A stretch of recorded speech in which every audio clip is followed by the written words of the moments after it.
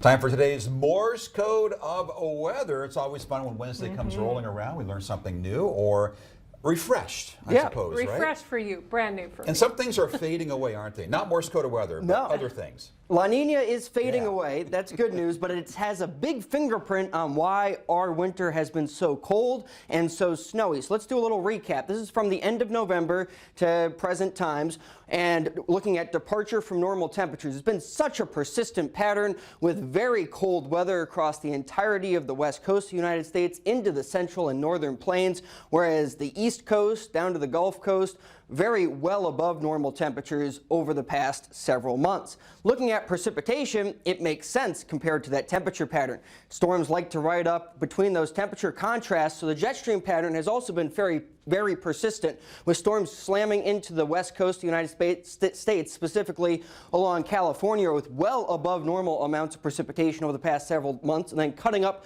through the plains, leaving us with also above normal amounts of precipitation, leaving some areas in the south a little bit on the drier side. So this has obviously been very good news for portions of the western United States, eliminating drought for many locations. For the first time in 3 years, California does not have extreme drought in the state, but of course, with the copious amounts of water, that's led to widespread flooding. In the Colorado River Basin, we've also seen very substantial improvements. This is the snowpack from last year at this time compared to this year at this time. And notice the increase in the amount of snow cover that you see on those mountains. That's going to be very good for runoff into the Colorado River Basin, specifically down into the state of Arizona. And there's been record amounts of snow at pretty much all Utah ski resorts. This was from my recent trip to Alta, where there's 764 inches of snow accumulated, and it's just crazy how much snow is in the Wasatch Mountains as well. That's also good for the Great Salt Lake. But why has the West been very cold, as well as the Northern Plains, and very snowy? It's all because of some teleconnections, those global circulations that have impacts on our weather locally. One of them is the Pacific North American pattern. This is pretty big impacts on us because it's in the Pacific Ocean, and with weather moving west to east, there's downstream impacts here in the Northern Plains. And with the negative phase of this Pacific North American teleconnection, we usually see colder than normal temperatures. And this jet stream pattern is pretty similar to the one that is set up for the past several months throughout this winter, and that's led to some bigger storms cutting up through the central part of the country. So here's a graph of the Pacific North American pattern. It's either in the positive phase or in the negative phase over the past several months. This green line is the neutral phase, 0, and then positive is above that, negative is below that. So we'll go piece by piece. First, starting off in December, the PNA was mostly negative, and that led to well below normal temperatures. Our average temperature was 6.3 degrees, which is 12 degrees below normal, and we had about 30 inches of snow, the most snow on record for that period.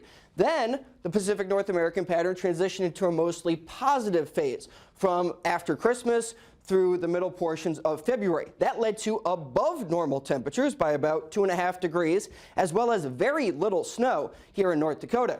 Then we go from February 21st to now. Notice how the Pacific North American pattern, that teleconnection in the Pacific Ocean that has impacts here, dipped into the negative phase, and that means usually well below normal temperatures, which has happened over the past several weeks and about a month, with 14.2 degrees below normal temperatures and 40.1 inches of snow, which is again the most snow on record through this period and the 7th coldest for this period, the coldest since 1951. So pretty remarkable how we can tie that Pacific North American pattern, that phase, to our weather locally, explaining why our winter has been so cold and snowy. Another impact has been a sudden stratospheric warming event over the North Pole. I talked about this on a few Morse code episodes ago, where the polar vortex that was very tightly wound over the North Pole has significantly weakened, and that allowed for colder temperatures to descend near Earth's surface, allow for the jet stream to become a lot weaker, allow for that polar vortex colder than normal temperatures to spill southward here into the United States. There's also a teleconnection, or a weather pattern, that influences our weather here locally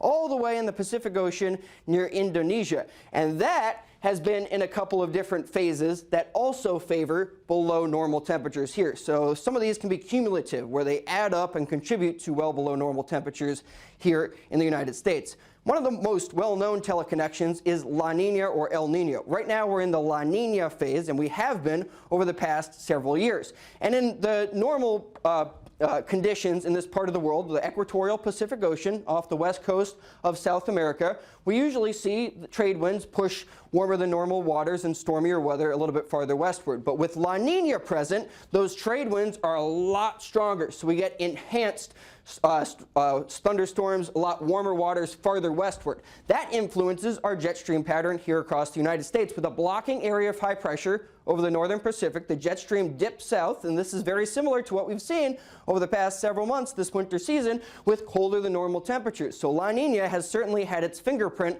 on our very cold and snowy winter. Now, there's good news because La Niña is ending. It has officially ended. And this is a sea surface temperature map from December, where you can see those below normal sea surface temperatures in the equatorial Pacific. Because those trade winds were pushing the warmer waters a lot farther west, we got those colder waters to come to the surface farther east, again in the equatorial Pacific. This was the third winter in a row where we had that La Niña present, and that obviously contributed to our below normal temperatures. But now a more recent sea surface temperature map from the equatorial Pacific doesn't really show that blue signal, doesn't really show those below normal temperatures anymore. So now those waters are warming, and they're continuing to warm, and that means we're transitioning into the other phase of this teleconnection. So this graph shows that we're not really favoring La Niña anymore. We're really favoring El Niño, these red bars, to be in place as we go into the summer and into next winter.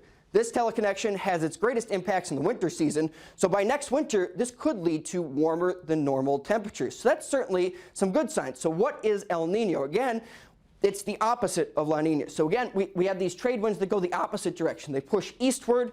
We get enhanced storminess closer to South America, and the temperature map across the United States looks like this, with warmer than normal temperatures across the northern plains instead of those colder than normal temperatures that we see with La Niña. So that's something looking forward well into the future for next winter, but some glimpses of hope that we could have a winter that's a little bit more favorable for temperatures next year. Reminds me of 8, 9, and 10, just like these 3 years we've just had, right? All La Niña. A lot of it, La Niña, Pacific, decadal oscillation, all of that kind of thing.